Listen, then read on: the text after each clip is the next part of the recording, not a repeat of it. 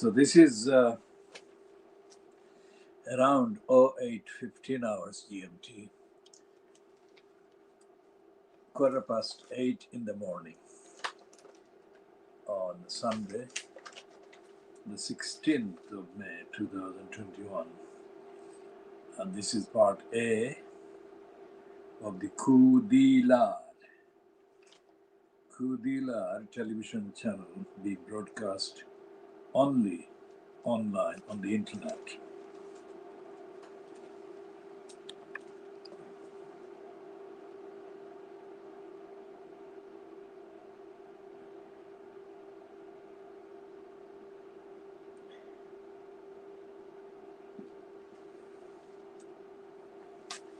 And the propaganda outlet called the Daily Sunday Telegraph, which we have renamed on the contents of the roll as the Boris Graph. Boris Graph is not a praise, it's the opposite. It's a corrupt propaganda platform for the congenital liar Boris Johnson.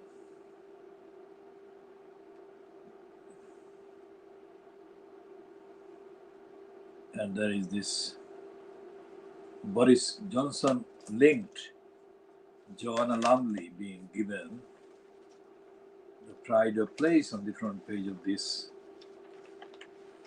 lying graph. So we shall look at the rest of it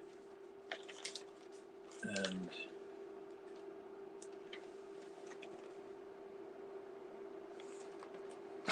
the lying phrase red tape is being applied in the money section.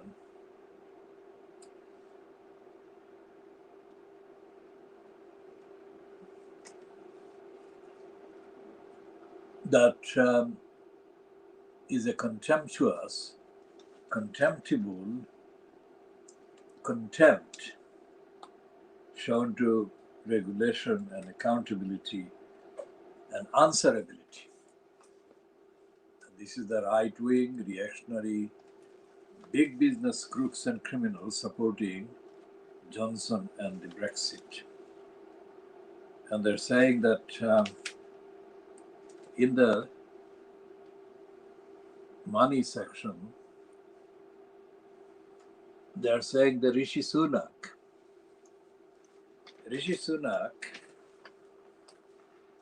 is preparing for a bonfire of the EU red tape. Now, Rishi Sunak, who is morally, ethically compromised because of his links with the big business and so on, made himself available, just like Munira Mirza, as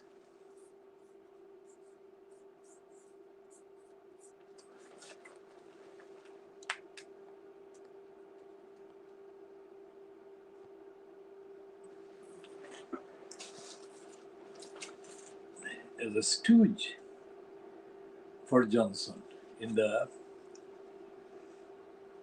closing months before Johnson took over, and during the months after Johnson took over and until up to the December 2019 so-called general election that Boris Johnson was handed. The election, the entire package was handed to him by an inept, intellectually challenged and ignorant Jeremy Corbyn, who, according to the convention, could have prevented that election taking place in December 2019. And crucially, if that election hadn't happened, Boris Johnson would have been out of power within months, if not sooner.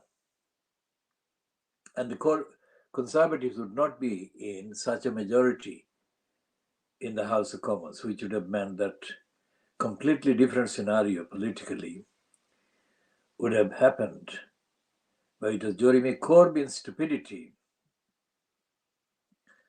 total stupidity and political inaptitude and idiocy that handed Boris Johnson the election of December 2019 and all the consequences that followed and are following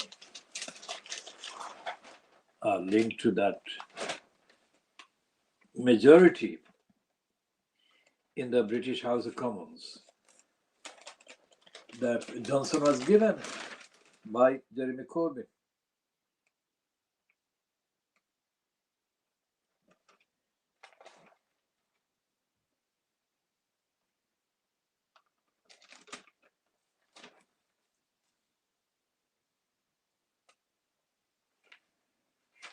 And there is a rare piece in the same paper on page 3 that Andrew, who is deeply involved in the crimes against children, sexual crimes against children, allegations and claims against him, it seems that he has been removed from 47 patronages.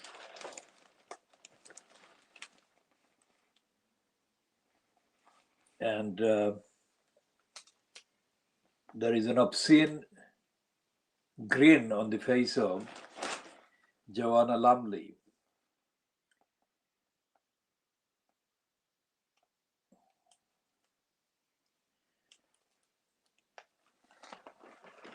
In the piece, National Call to Arms, who will you hug first? Well, as things are going, they may not be hugging anyone very soon.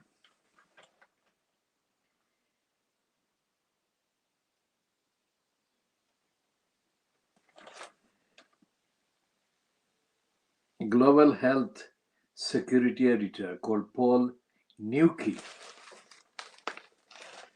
He has got a piece at the bottom of page 6.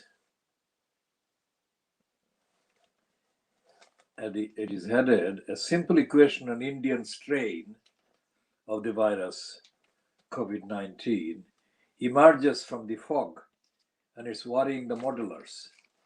Now, what is the headline saying? Is it reflecting the contents or is it a contradiction?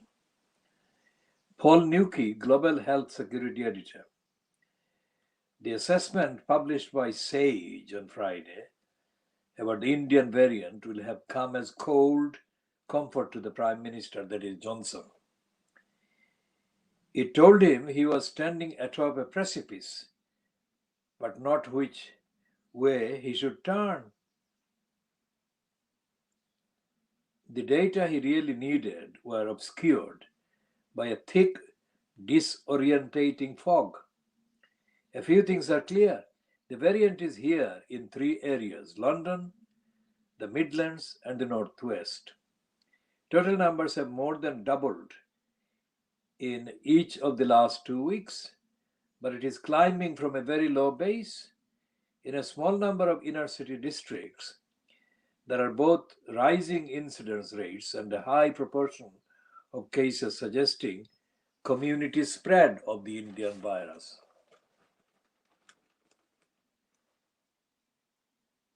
Now, what are the inner city London areas? It doesn't list, but the fact that it talks about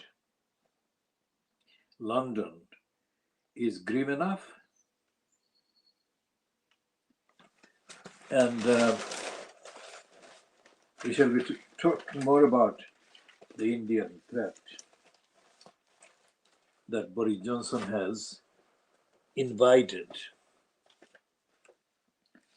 We go back to the Sunday Times, which has got serious information about the UK allowing 20,000 Indians or 20,000 people allowed to fly into the UK from India Andrew Gregory, Deepesh Gadha, Tim Shipman, and Caroline Wheeler. There are 4 names in this item, and it reads, the first paragraph says at least 20,000 passengers who could have been infected with the virulent strain of COVID-19 were allowed to enter Britain while Boris Johnson delayed imposing a travel ban from India. Simple as that. Johnson has been responsible for allowing Modi virus into India, into the UK, potentially carried by 20,000 people from flying into the UK from India. Then the next paragraph reads, a surge in cases of the Indian variant now threatens to derail the easing of lockdown. The Prime Minister added India to the red list only on the 23rd of April, 3 weeks after announcing a ban on flights from Pakistan and Bangladesh. Now, anyone watching this and noticing that we call Boris Johnson anti-Muslim, on top of being a racist inciter, doesn't have to take our word for it. It's here, a confession by the Sunday Times,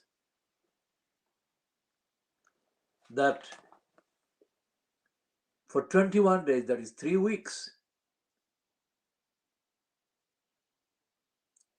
3 weeks before he imposed travel ban on India, Johnson chose 2 Muslim neighboring countries to India to ban travels to and from. That is anti-Muslim, lethal anti-Muslim prejudice by Johnson, laid bare. The government is sticking by its plans to ease rules tomorrow, so people can socialize indoors, in homes, pubs, and restaurants.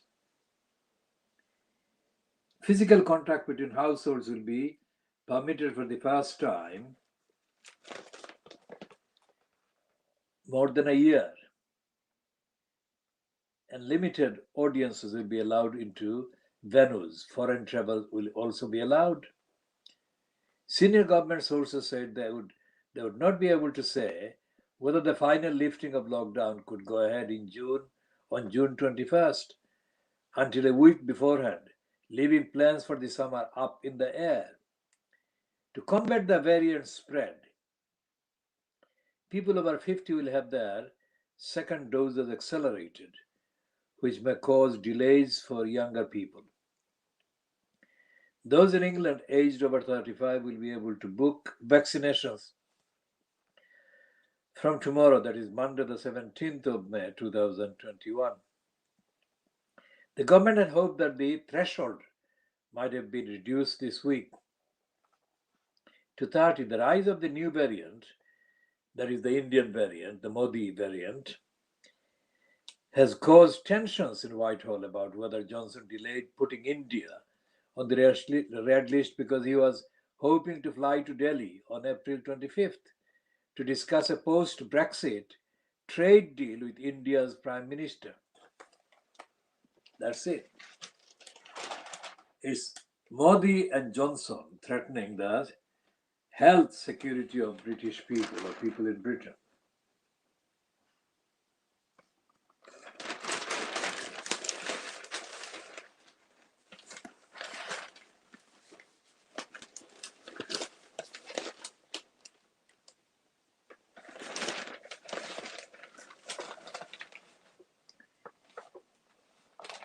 So it says 20,000 allowed to enter UK from India.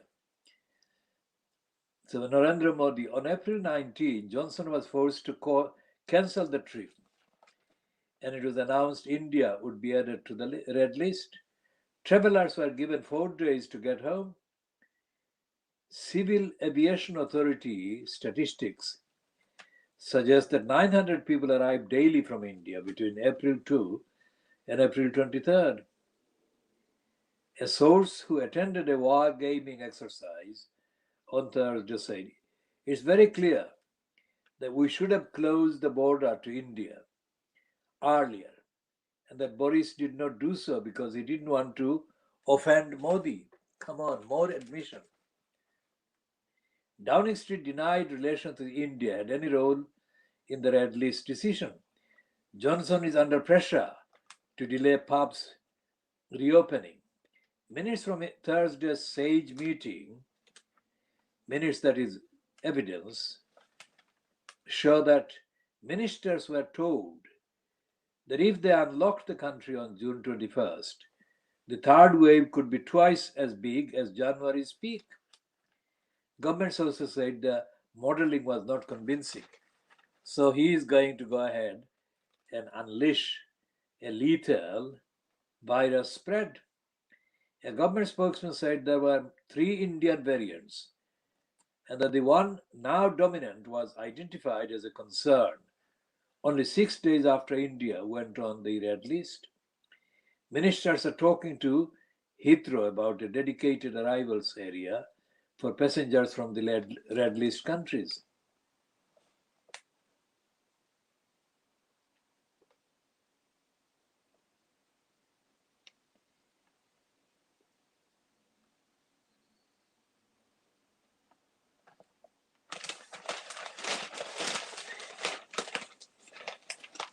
And there is more admission about conservative stealing money from the public under the cover of the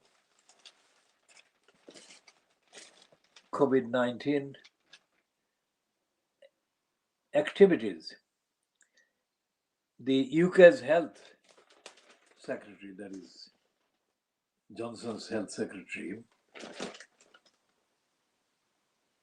helped the Tory businessman, donor, secure £180 million PPE deal. Emails reveal how the health secretary assisted a disgraced former minister acting for a pet food entrepreneur. The health secretary assisted Brooks Newmark, the former civil society minister who resigned after sending sexually explicit photographs of himself to an undercover journalist he thought was a female party activist. Last May, Newmark, 63, teamed up with the owner of a dog food company who had set up a farm to broker PPE deals for international suppliers. His subsequent lobbying helped Hong Kong business become the 8th biggest recipient of PPE contracts during the pandemic, according to the National Audit Office. Zoe Lee, the dog food entrepreneur, was reported by BBC Panorama to have personally earned up to $1 million. Newmark does not deny being paid for his lobbying. The former Braintree MP's first email to Hancock came on May 27th, almost 2 months after the peak of the first wave. In it, Newmark disclosed that he had chatted with your SPAD special advisor.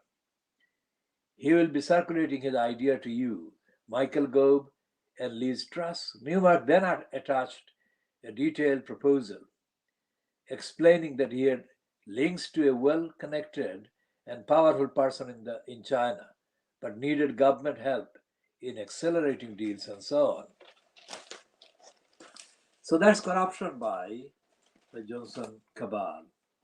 And then corruption by the BBC, which has been, quote, convinced by the controversial Martin Bashir to delay the broadcast of the panorama, looking at Bashir's panorama interview of 1995 with Diana. The BBC has delayed the broadcast of a 5-month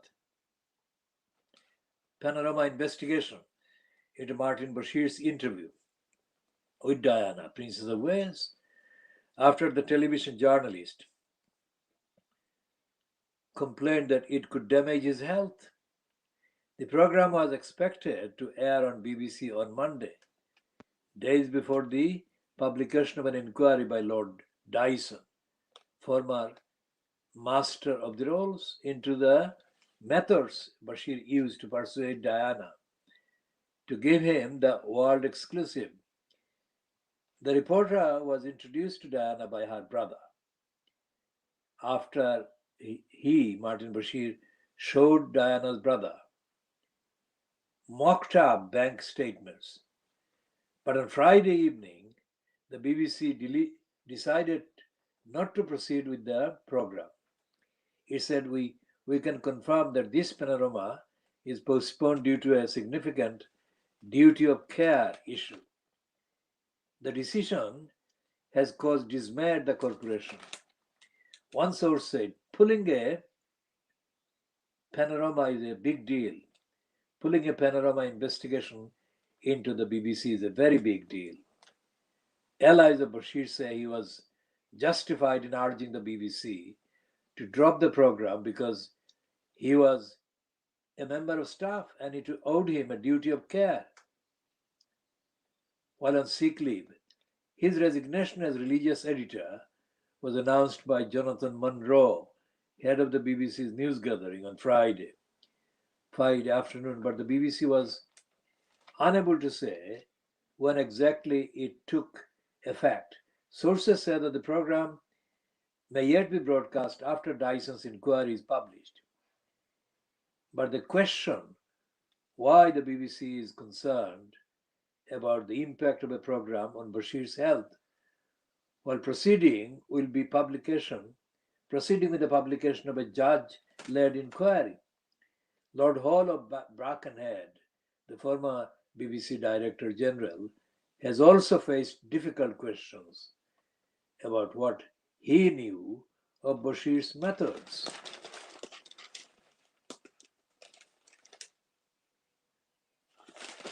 And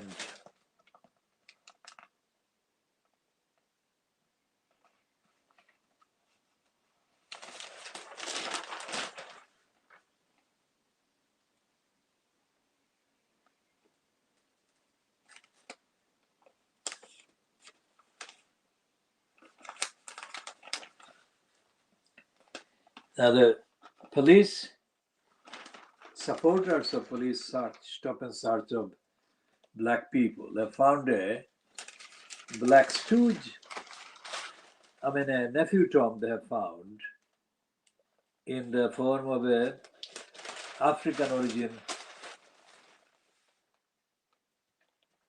person who is an employee of the police. And the caption to his picture says, "Our young people are killing each other." Now, that is not going to be stopped by stop and search, is it? And we shall be talking about Black Lives Matter.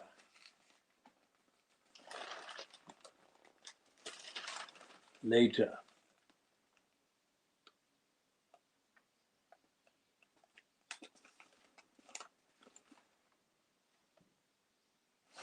And there is a campaign called Justice for Families.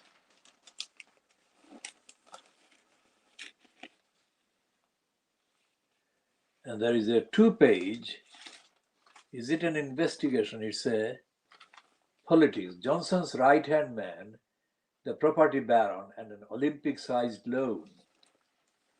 And did a vicious Facebook fake news campaign finish off a council leader? Who is the council leader? A young Labour star says false allegations about child abuse gangs cost him his seat, but watchdogs appear powerless to act, writes Hannah Al-Osman.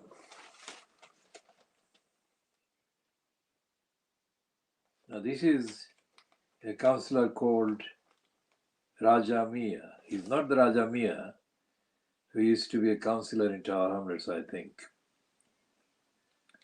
This is another Raja Mia. Where he is from?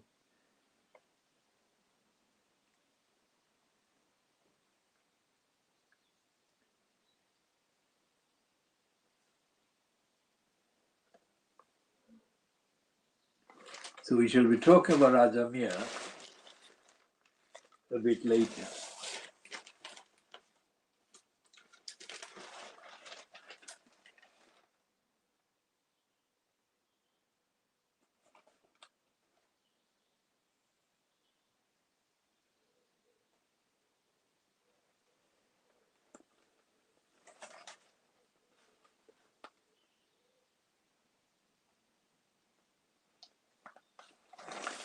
There is a piece headed Young Need Help. Young need to help. Sorry, you need to help. That's the correct reading. You need to help. Girls flee to Johnson over cladding fire. Now, this is about the fire that took place in the Isle of Dogs in London, in Tower Hamlets. But again, we shall be talking more about this one as part of our campaign for an end to corruption in Tower Hamlets Council, and as part of the campaign for justice for the schoolgirls from Bethnal Green, and as part of the campaign to end the corrupt mayor post in Tower Hamlets. Now, this says an 8-year-old has written to Boris Johnson after safety failures at her block of flats almost led to a Grenfell-style disaster. Well, we say that Grenfell was a massacre. And we have explained that before, and we shall be updating on that one. That assertion by us that the Grenfell was a massacre.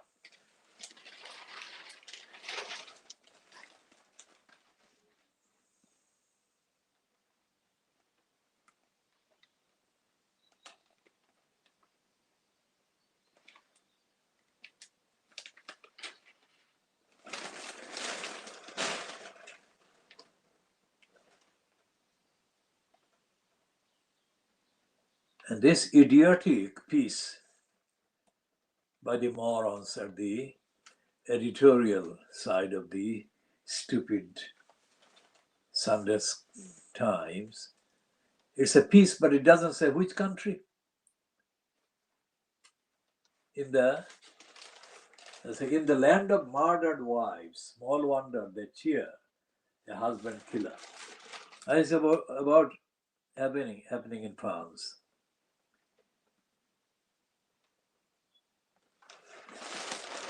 Which is being described as a country that tolerates conjugal violence, well, conjugal massacres.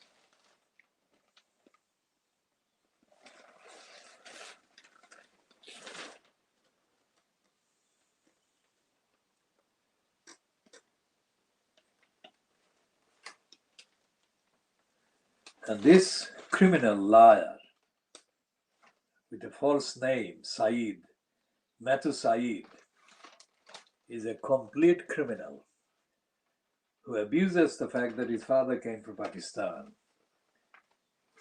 But he's absolutely contemptuous in his abuse, and he is 1,000 times worse than the kind of Anglo-Saxon racists or ordinary racists. Because none of the Anglo-Saxon racists can hide under the tag that their father or their mother came from Pakistan.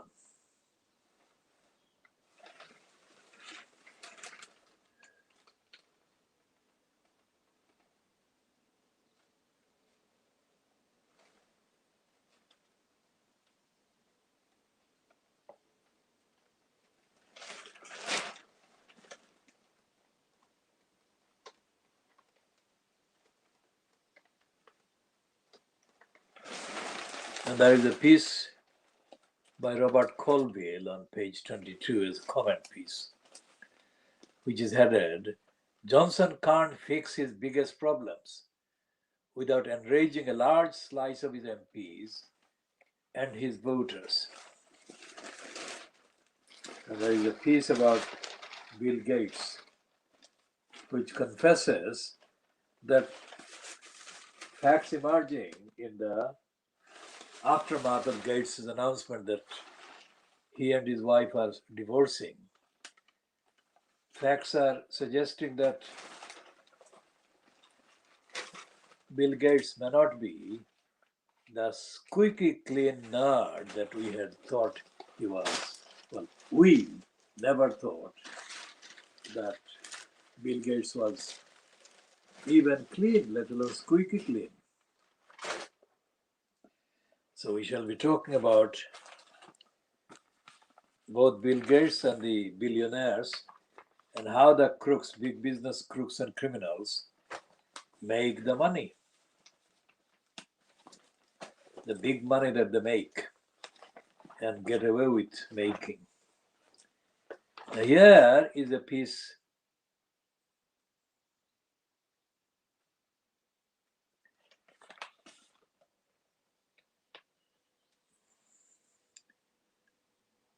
on the money, fame and fortune. And this is Adonis. Adonis is Andrew Adonis, who was in post during the Bill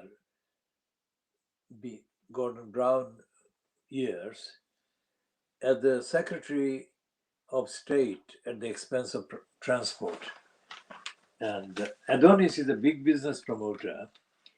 And Adonis came to our notice and within our frame because of his corrupt and lying spiel for Crossrail. And Adonis has never been found to be opposing any of the big business. Somehow he finds that big business is okay.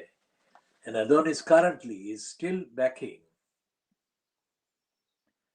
HS2, which has wasted more than 100 billion pounds already. So we shall be talking about Adonis later. And this is the Sunday Times supplement called Home. And there is a misleading heading piece, Confessions of a UK Estate Agent. Now this is the Home. Of course, there is no recognition of home or housing as right. No recognition of the destruction of lives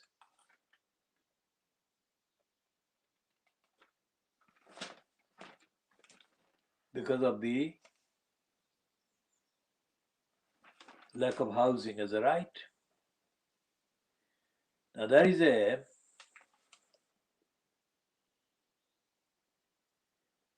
piece by the American mystery woman called Kate Andrews, who has changed jobs in the right-wing kind of media almost every 6 months.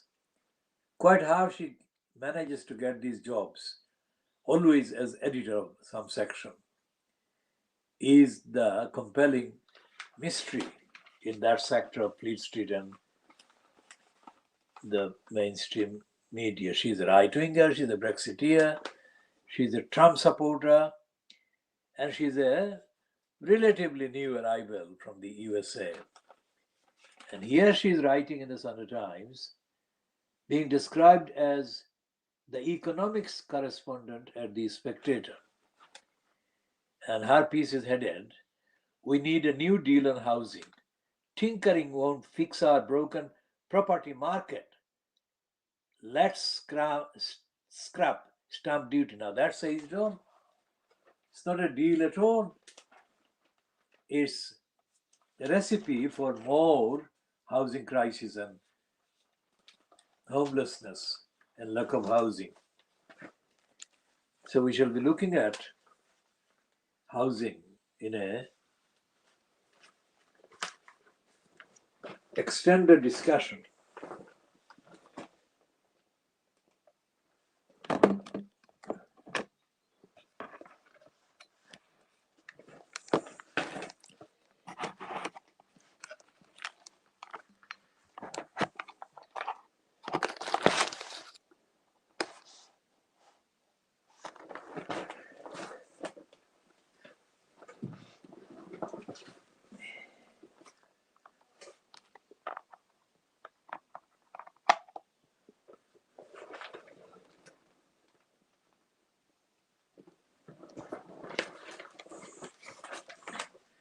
Here is a piece on the Daily Star Sunday about Haque. The Haque is the man that was an actor in the series Starsky and Hutch. Now, this is nothing to do with he does not have the expertise, to be featured in a news item. He was an actor, he was acting a role. It's been so long you may have forgotten cuddles. So we have tracked down Starsky and Hutch legend to give us a quick lesson. Haque. How to hug. We are skipping this one because it's absolute rubbish.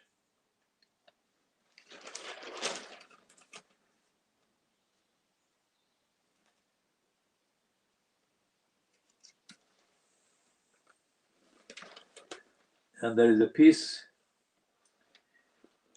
in this stupid Star on Sunday, Daily Star on Sunday, had an easing of lockdown a worry, which is a rare thing for a Fleet Street paper.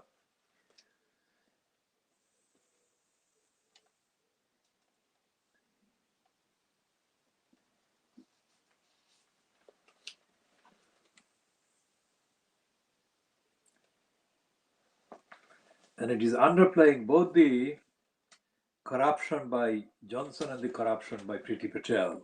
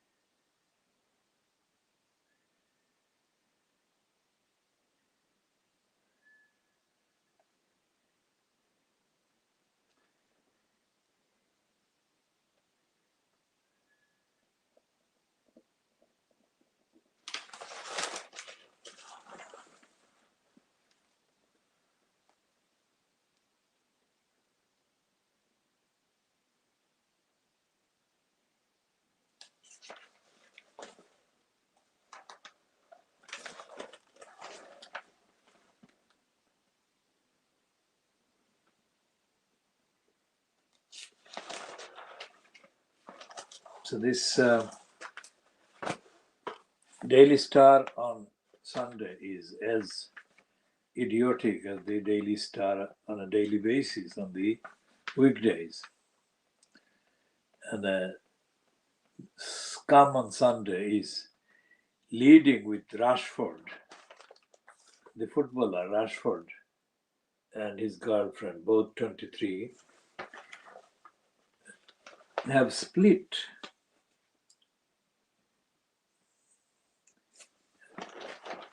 And they're not talking about the threat from the Indian virus. And in fact, they are saying that Johnson should ignore scientific advice and carry on lifting the restrictions. This is coming from the nearest deadly cruelty person in the Conservative Party, Ian Dracula Duncan Smith.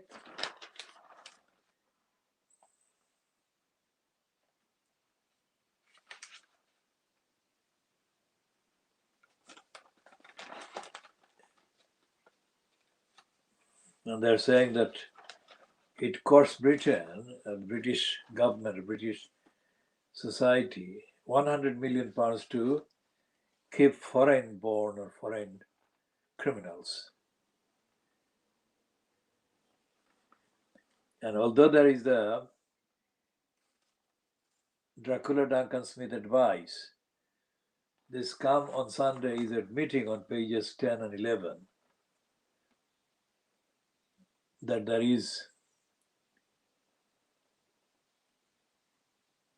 the COVID variant from India is spreading out across Britain. That is 2 pages. But it is actually in denial in that narrative, because it is saying that having more people vaccinated would deal with it and stop the spread. Now that is not true, because on the facts, online items have been appearing in the last 12 hours saying that the Indian variant or variants are not going to be stopped by the vaccine. That is the view of experts already.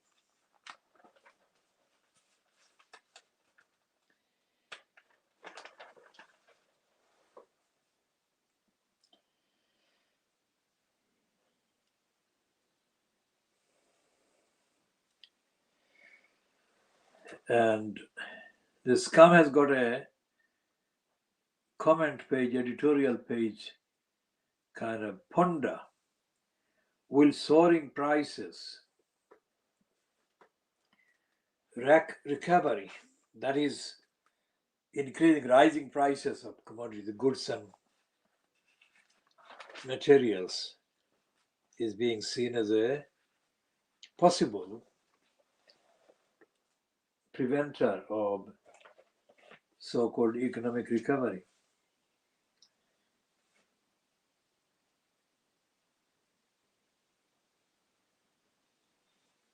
And the scum on Sunday justifying Israel's murderous attack on the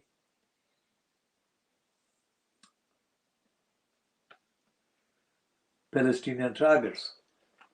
That is what it's saying. It's saying that the general gave warning, and it is boasting that 1 hour to leave or die. 1 hour to leave or die.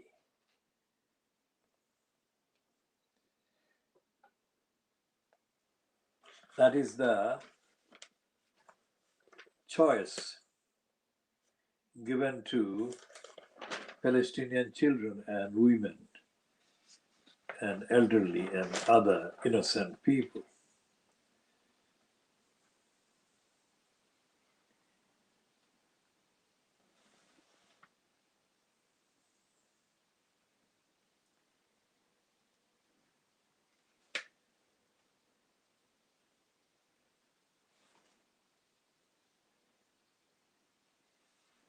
And they are promoting Priti Patel as a friend of the police,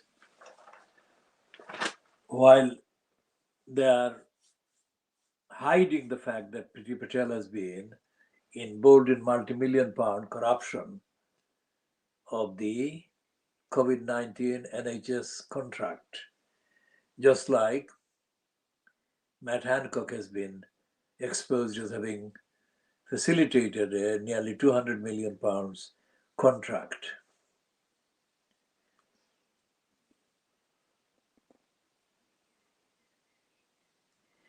And the father of the teenage girl, Jodie Marsh, who was murdered,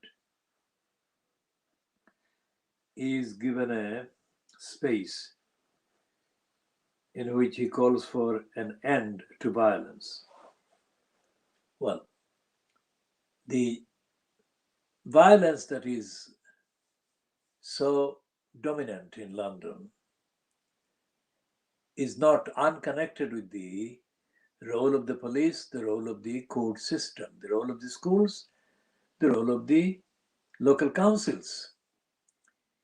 Why does it have to be the devastated, distraught father of a child murdered, an innocent child?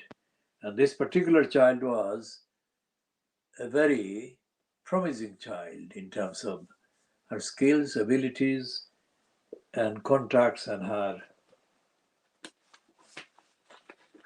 personality. We shall be talking about that more. And then there is this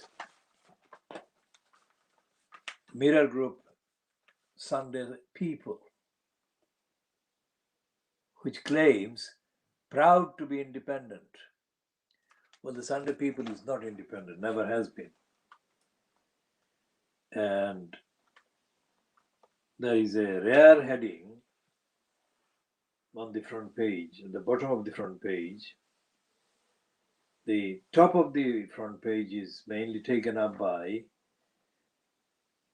a very sick 9-year-old child, Nathaniel Nabina, who has been helped with the crowdfund and donations, I think, £201,000. And Nathaniel can then get the treatment with this money, which is a good news. But the most of the bottom half of the paper is given to COVID families' fury over Johnson. Will he ever learn? That's the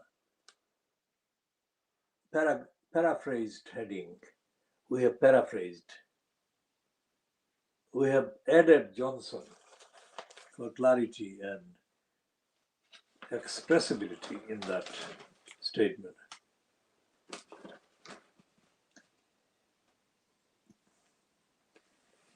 And there is a piece which must be a rare one because we have not seen that piece or that line anywhere else. It says that Ghislaine Maxwell, Robert Maxwell's daughter, and the pimp who procured young girls for the sexual gratification and, in effect, rape by Epstein and Brenda's son Andrew et al. She's saying that she's looking forward to being cleared. Now, what that is based on is not made clear in the heading, but let's see what this is saying. This says that Ghislaine Maxwell's family yesterday said she looks forward to her sex trial and fully expects to be cleared. The woman that sparked the main investigations into Epstein and Andrew and Ghislaine Maxwell is a woman called Virginia Jeffrey. The spelling is very odd, Giuffre. The pronunciation has been Virginia Jeffrey.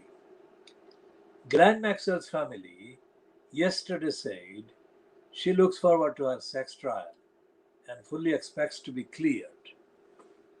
Now, there is no evidence in none of the publicly accessible and published material so far in the last 2 years that even suggests that Ghislaine Maxwell could be cleared or be innocent. The defiant claim came in a new statement by relatives of the fallen socialite and former lover of Jeffrey Epstein, Prince Andrew's pedophile pal. She is behind bars at a tough New York jail and faces trial in November. Writing on a Twitter account run by siblings, including brother Ian, her family said Ghislaine looks forward to a fair trial where she fully expects to be exonerated. She has never been found liable in any civil litigation.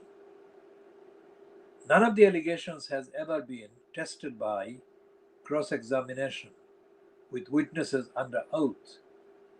The statement came after it was revealed Maxwell had lost her bid to stop prison guards shining torches into her cell at night.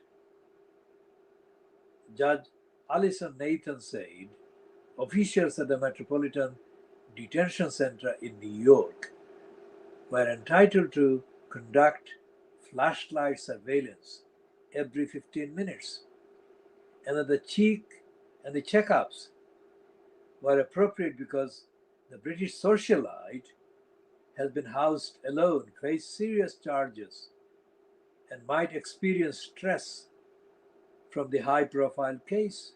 Maxwell has pleaded not guilty to sex trafficking and other charges for her alleged role in procuring 4 teenage girls over a 10-year period for disgraced financier Epstein, who killed himself jail, in jail in August 2019 while awaiting trial on sex trafficking charges.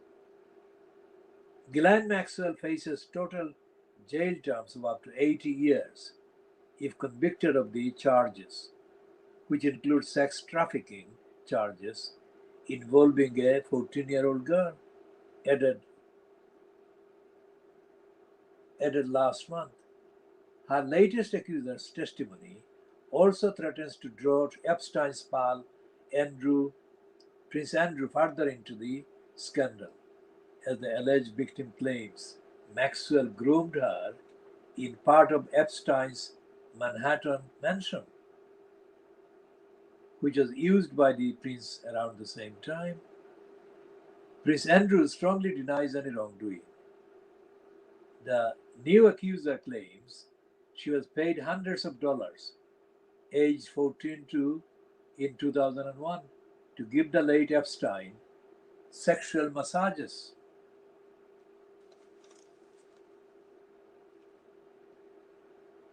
And another Epstein teen sex slave, Virginia Jeffrey, claims Andrew, 61, slept with her 3 times, which he denies.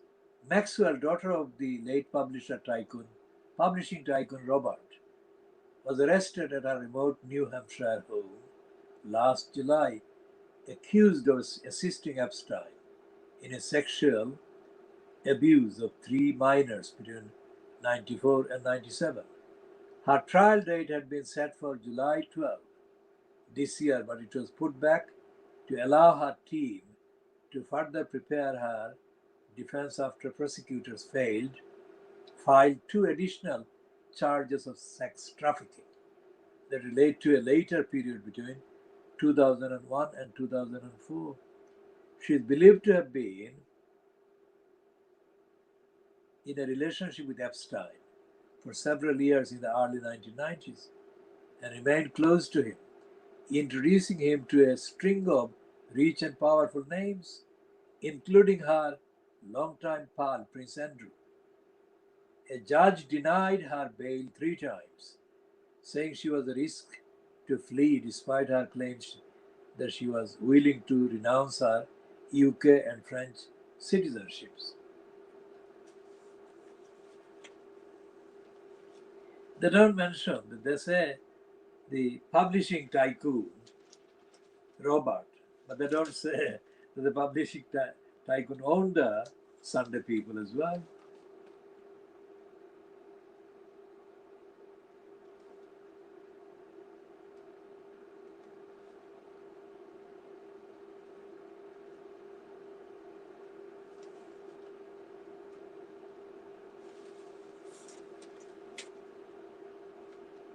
Now, this is a reference to the East End of London. Cockney. The Cockney language is featured in this piece about the soap opera. And it's a soap opera, Coronation Street, and the actress, 5 years after leaving the Coronation Street, Paula is back on screen. That is Paula Lane.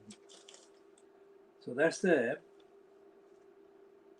learning Cockney, which means that the East Enders and the Coronation Street are acted by literally actors, not people with a real connection.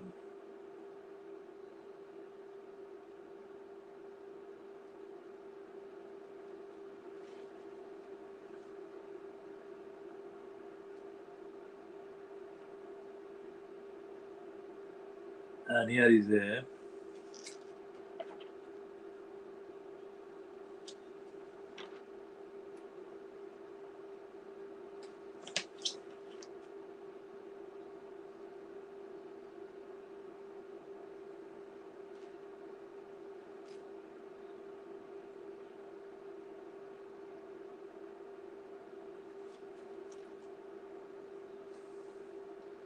now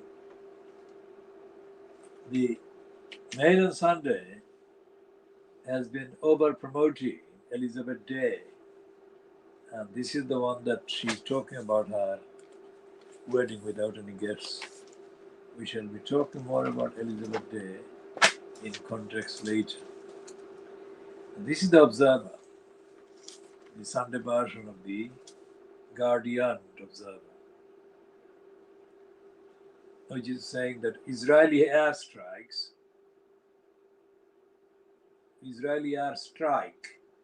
claims 8 young cousins.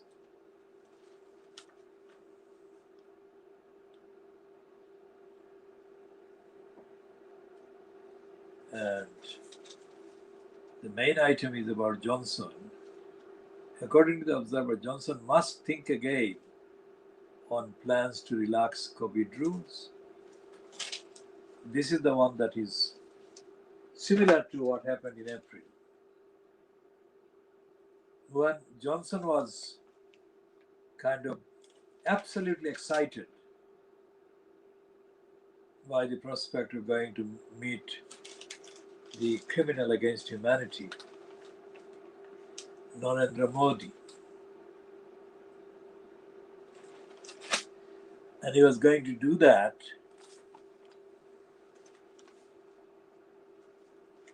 three weeks after imposing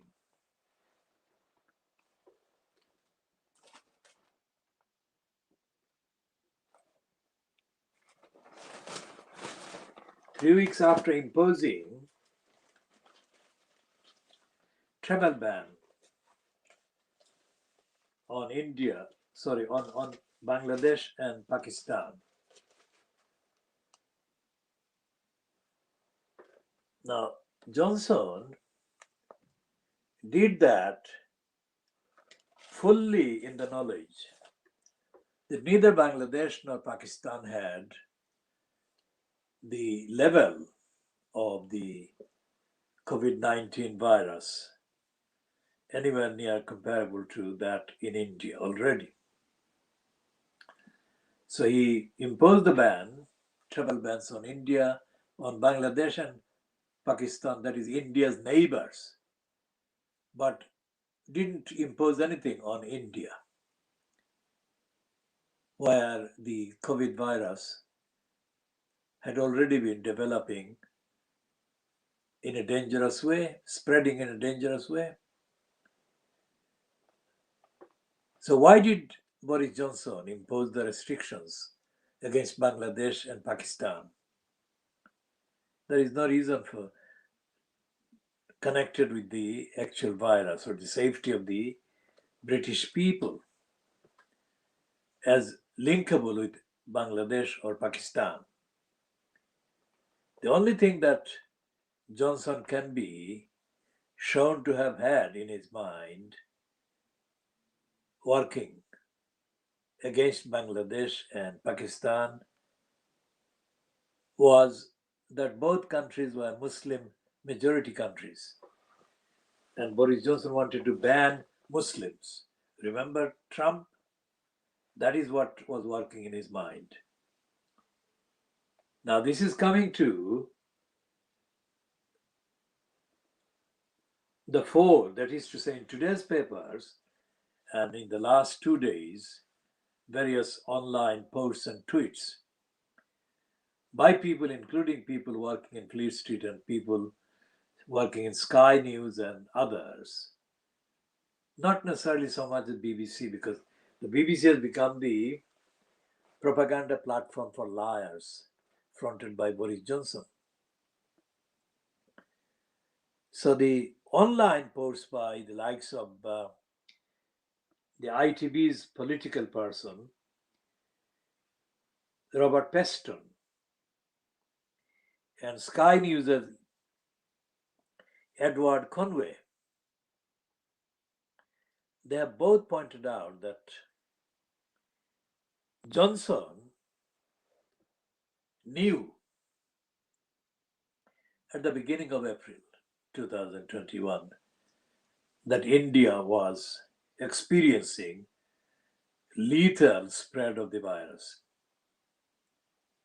And yet, both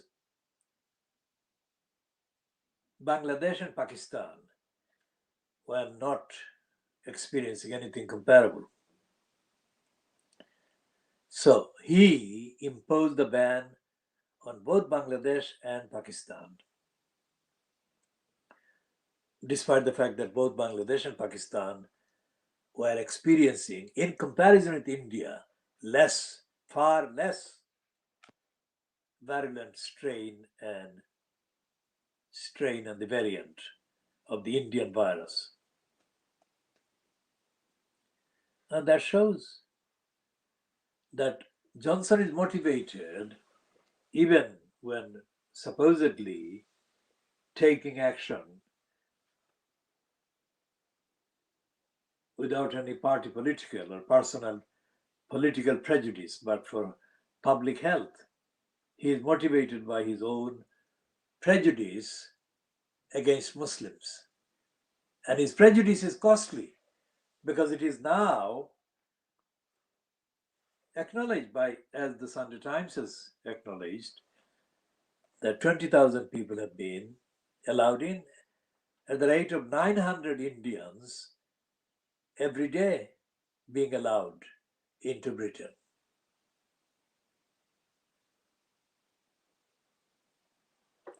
"900 Indians allowed into Britain."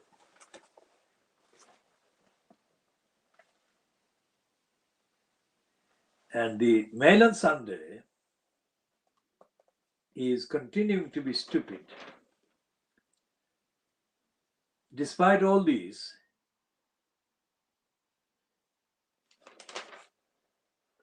the Mail on Sunday is still insisting on, in effect, insisting on the line that the Indian variant or Indian strain would be defeated by the vaccine. Now, this is against the clear statement by scientists and experts that it won't. Experts and scientists are saying, and they have said in the last 24 hours, latest statement, that the vaccine could not stop the dangerous variant and strain. So why is the Mail on Sunday publishing this stupid, irresponsible, negligent, lying line? The answer is that it is shoring up the political career of Boris Johnson.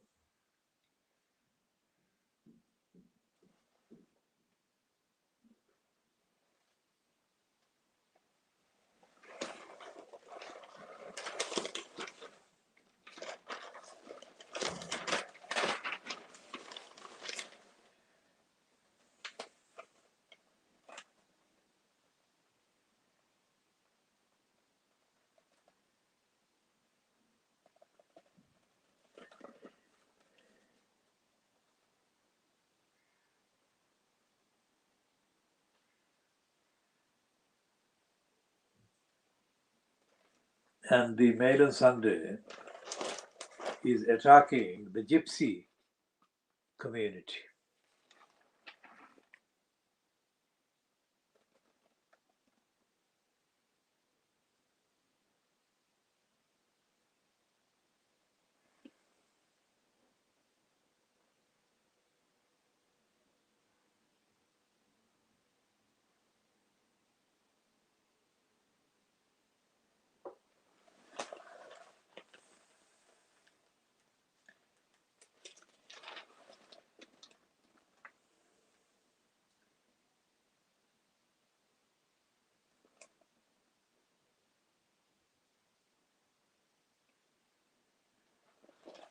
And the Mail on Sunday is full of racist, anti-Muslim, anti-gypsy lies and incitements.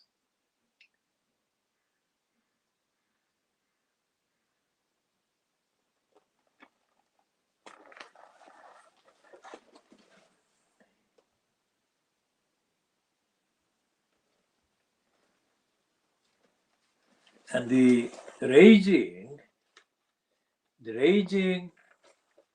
solid wall of racist corruption and denial and criminality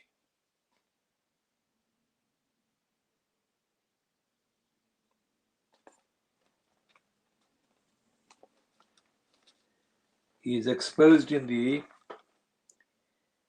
reported casting of Malala Yousafzai, the one of guest from a non-Anglo-Saxon background, in the Friends Reunited edition. And this is a heading that is absolutely factual, but the contents underneath the heading are completely contradictory. It says Israel's bombings rage Al Jazeera.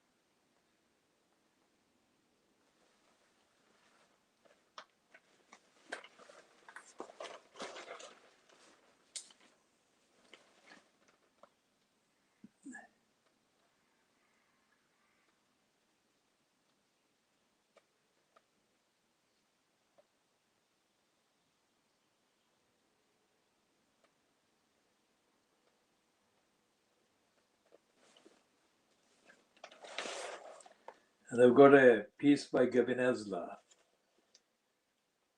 saying that England will suffer if the UK is broken up. And he has a go at Nicola Sturgeon being given the kind of dominance in the debate.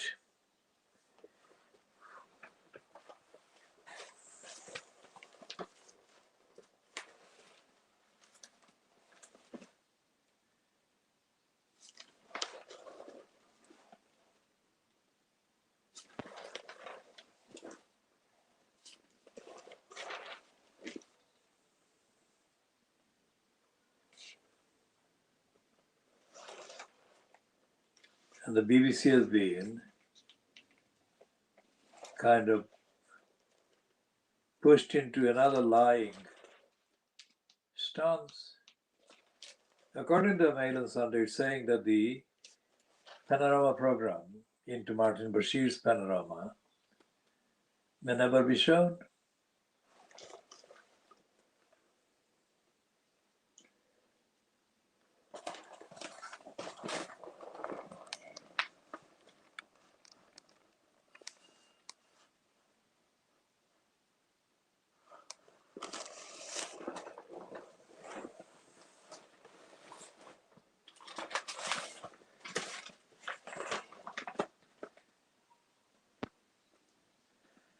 Well, what Gavinazla obviously is saying is only part of what we have been saying, at least as we said yesterday, since 2006 about Scotland.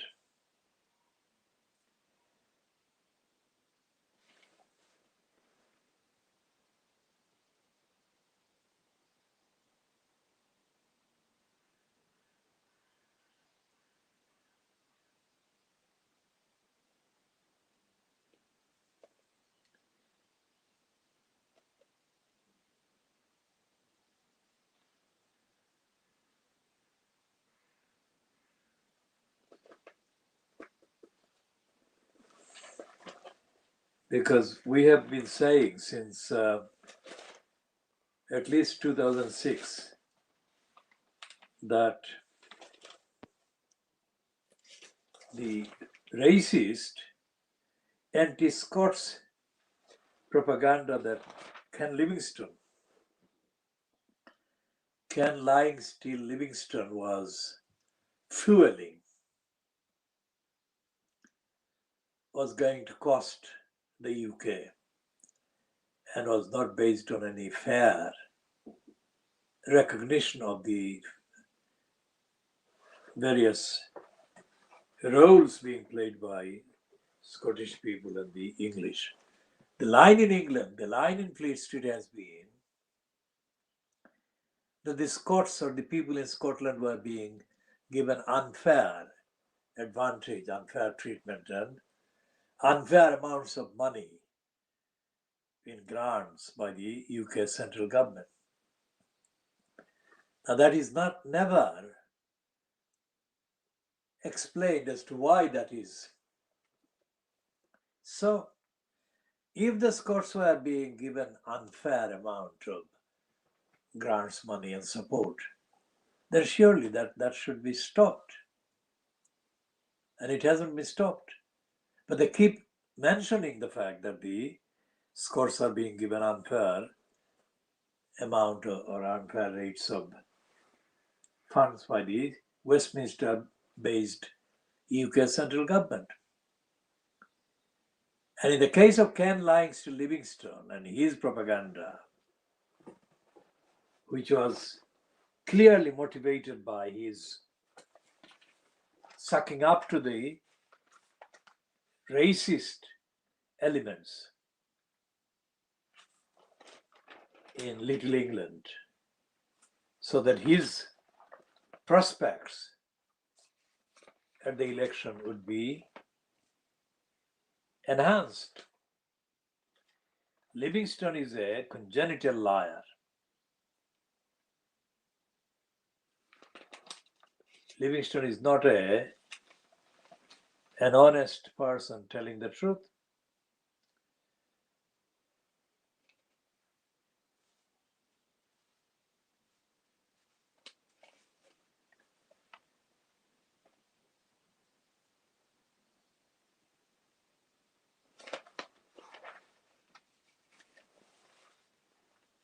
The hostility towards Scottish people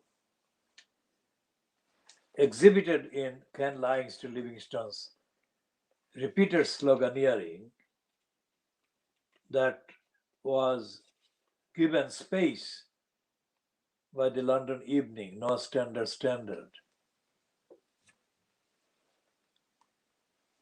were totally at odds with any claim that Livingstone was even a Democrat, let alone a socialist. How could a Democrat who was doing the trade as the Labour Party's most powerful kind of politician in local government, how could he be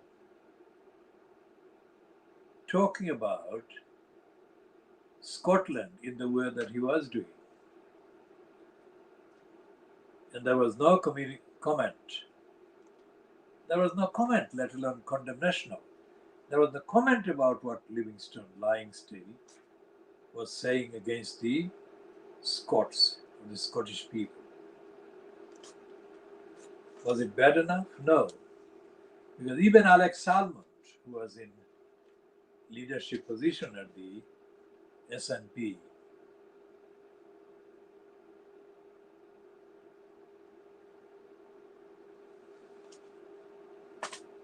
failed to note the various utterances and spouting and spewing against Scotland by Ken Livingstone Livingstone. We exclusively made comments, regularly noted what Ken Livingstone Livingstone was saying against the Scottish people. And we also noticed that Alex Salmond himself failed to notice what Ken Livingstone Livingstone was doing, saying against the Scottish people. To this day, the SNP, to this day, that is 15 years on,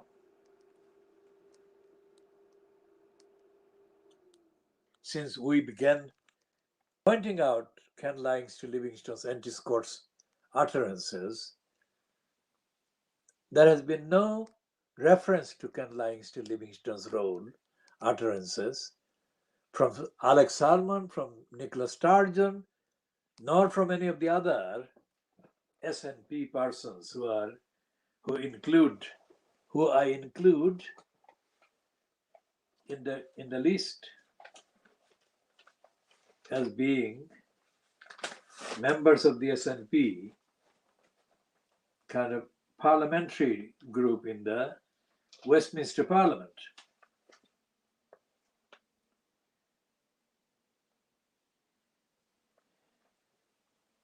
And the Sunday Times Color magazine, today the 16th of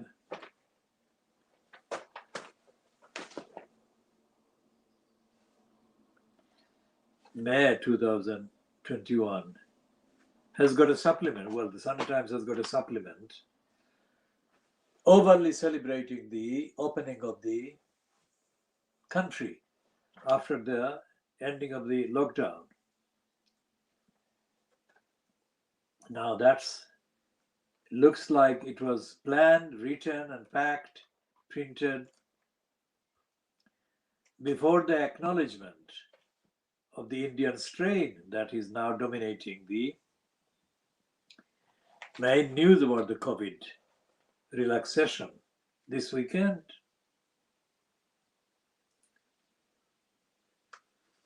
And they've got a cover page about Nick Sick Clegg, and they ask how much power has the former Prime Minister has at the Facebook organization where he has been recruited by Mark Zuckerberg.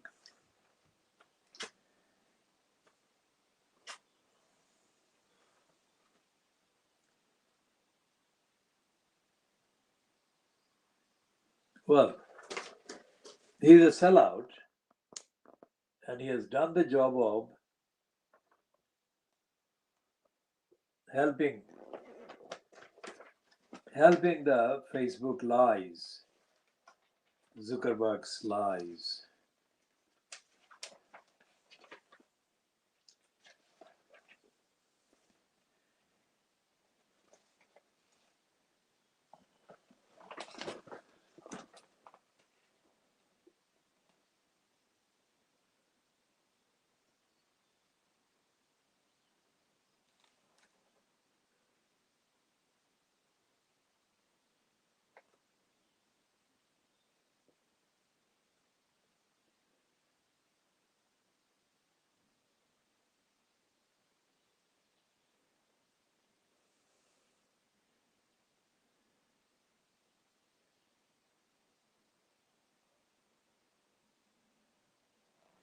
And there is a feature piece about the Mitfords. Nancy Mitford's novel, The Pursuit of Love, now a BBC drama, drew heavily on her own upbringing to expose the absurdities of aristocrat life. Tanya Gold tracks down relatives of the family to unpick the myths. Well, one of the Mitfords was, of course, a fascist who had worshipped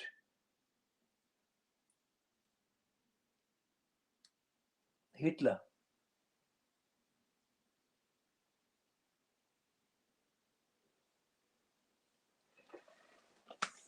And there are the picture of gone-mad Middle America.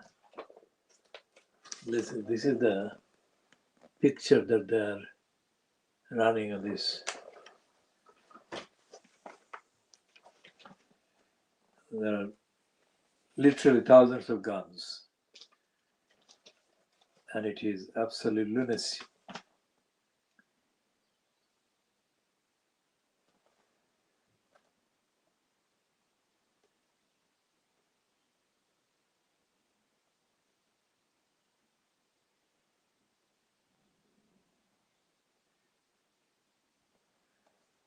And there is a headline, "People who do horrible things are not monsters."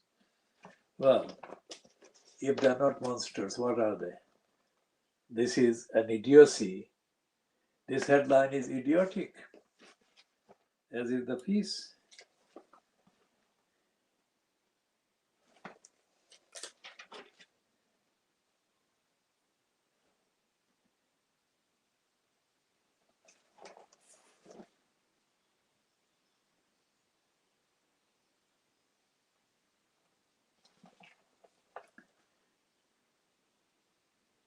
Gwen Edshead and Eileen Horn.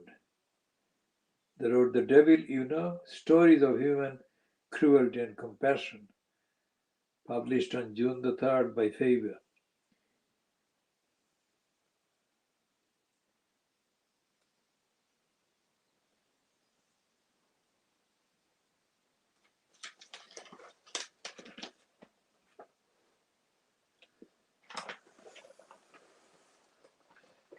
Now, the contents of the papers are typically based on ignorance and typically based on the denial of society.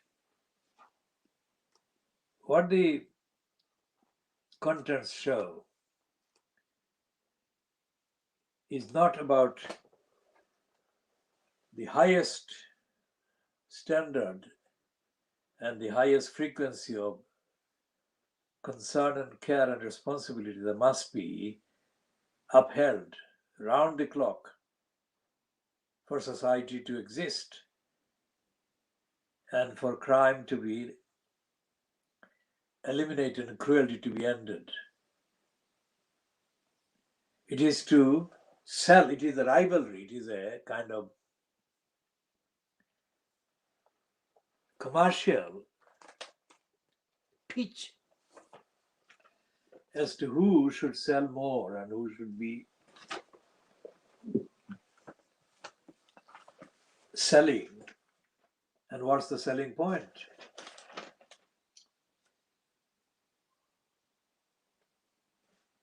And in Bedford, according to the Observer, on page 4, it says,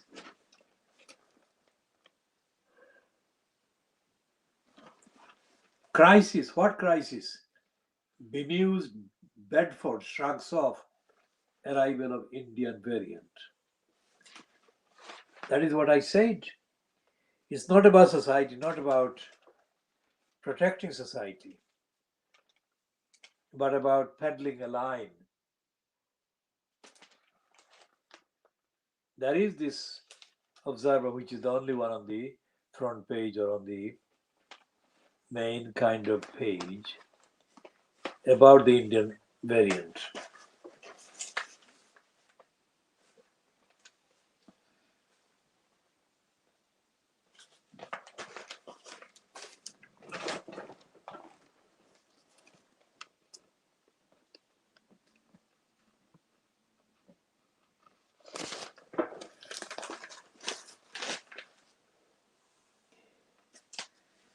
The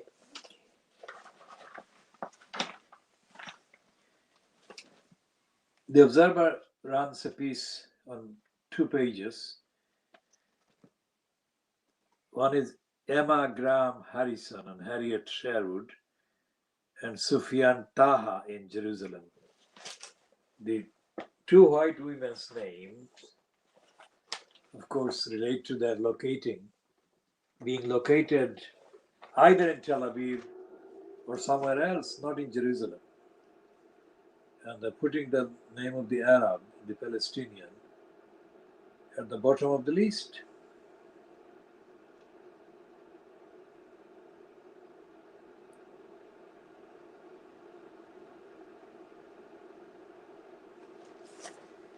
And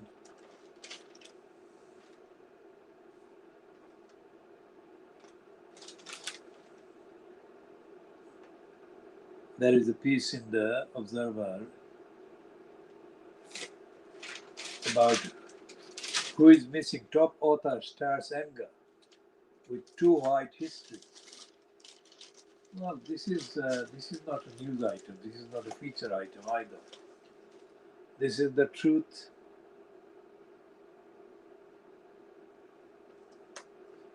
Richard Cohen was told to rewrite his new book because it failed to acknowledge the role of black people and African Americans. But nevertheless, his United States publishers pulled out. It has taken nearly a decade to research and write and runs to more than 750 pages.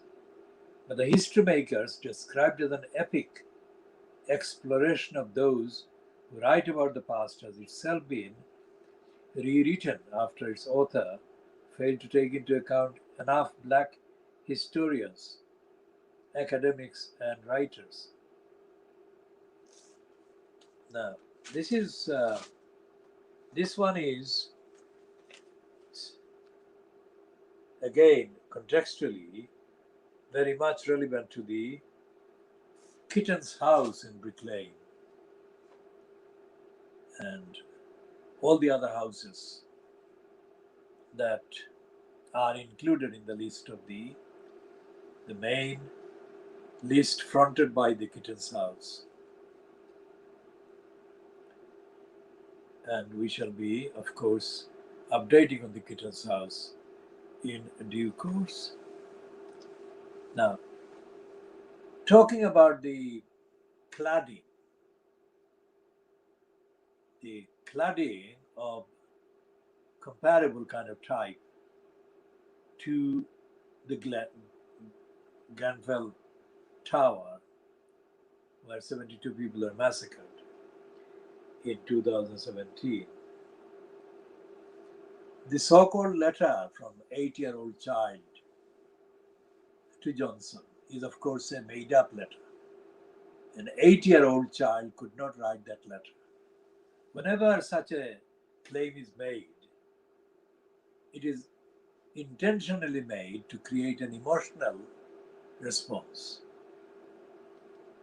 So, from the perspective of getting attention to a situation like the deadly fire, that kind of, let's say, exaggeration and kind of manufacturing of the intellectual maturity on the part of the child can be understood and even excused.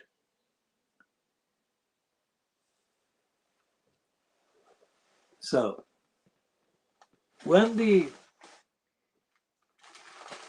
is it the Sunday Times of let's check which one has got this item about the fire in Tower Hamlets. And then we shall go into the details of the council and the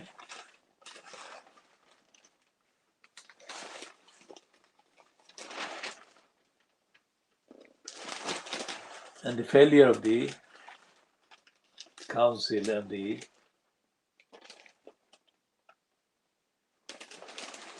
okay, so this is the piece. This is in the Sunday Times. And this is and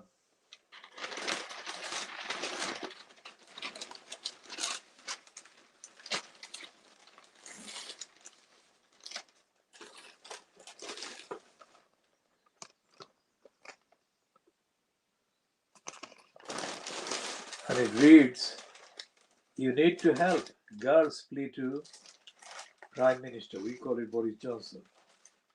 So this is the signature.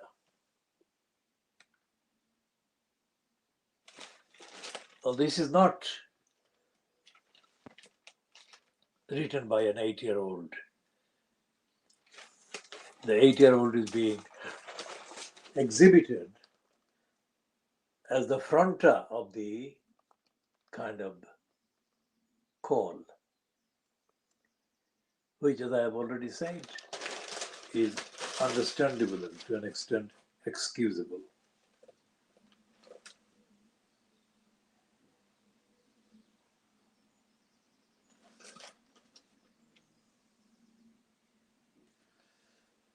So it's an 8-year-old has written to Boris Johnson after safety failures at our block of flats almost led to a Grenfell-style disaster. And this letter, they have quoted this letter.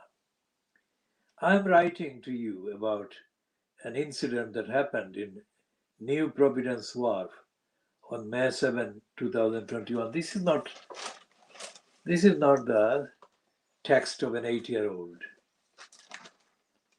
A fire started in Block D and everybody had to run. Some of my friends live in Block D and have been evacuated." Not an 8-year-old writing this. It's absolutely disgraceful. None of the fire doors were working. Neighbors were bringing children down. I was lucky I was at school when this happened. I came home and burst into tears. It was nasty. For 3.5 years, we have asked for the cladding to be removed. People were panicking. Nothing is happening. We need to get moving. My parents and other friends are busting a gut to help. Not an 8-year-old writing this. It's not acceptable. Baltimore aren't doing what they're supposed to. It's affected many people. You need to make a change as Prime Minister. Please reply to me and promise me you are going to help me. I mean,